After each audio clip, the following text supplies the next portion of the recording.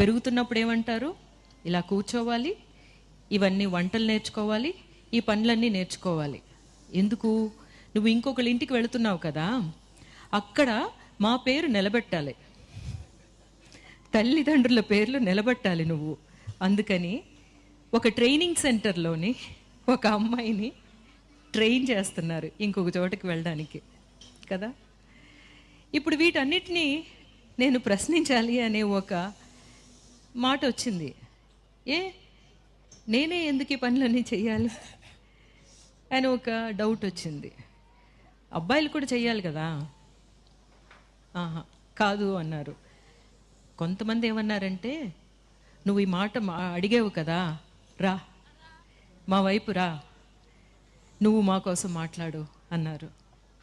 అలాగ వెళ్ళినప్పుడు అర్థమైంది, అలా నన్ను తీసుకెళ్ళి చేయి పట్టుకుని తీసుకెళ్ళిన వాళ్ళ అందరూ కమ్యూనిస్టులని అర్థమైంది నాకు. అప్పుడు నాకు అర్థమైంది, ఓహో నేను ఇంతవరకు మాట్లాడింది కమ్యూనిజం అన్నమాట. అప్పుడు నన్ను నేను నా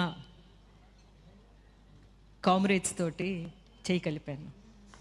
లేకపోతే కామ్రేడ్స్ నన్ను హక్కును పెట్టుకుని నడిపించడం మొదలుపెట్టారు.